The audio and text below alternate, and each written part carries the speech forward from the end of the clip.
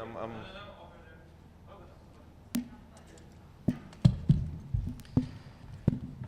good morning, everybody. I want to thank you for joining us this morning. Ambassador Erdan will give brief remarks, and then, pending time, we will take one or two questions. Thank you.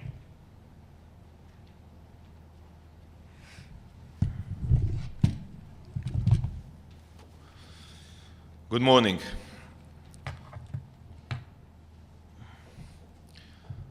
Every time the Security Council gathers to debate the situation in the Middle East, the same story is constantly repeated.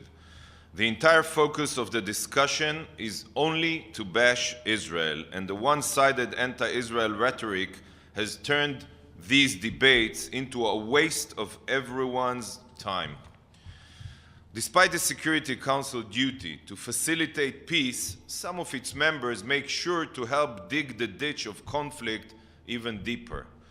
The very fact that the Council invited today a lifelong spokesperson for the Palestinian political leadership to represent civil society just shows how flawed these debates have become. What's next?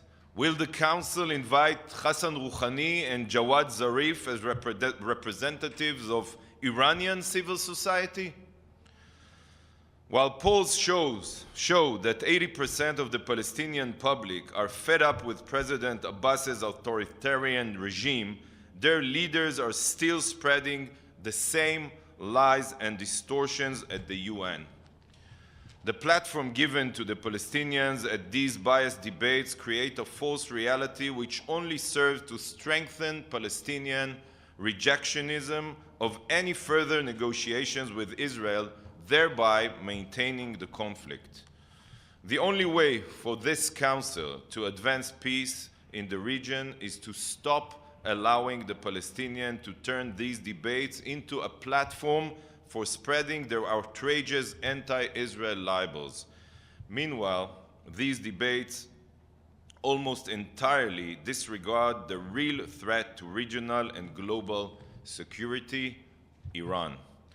Iran, friends, has assembled 6 armies of terrorist proxies in the region, and by allowing the Ayatollah regime to continue with the severe violation of their international commitments, these 6 terror armies will soon have an Iranian nuclear umbrella.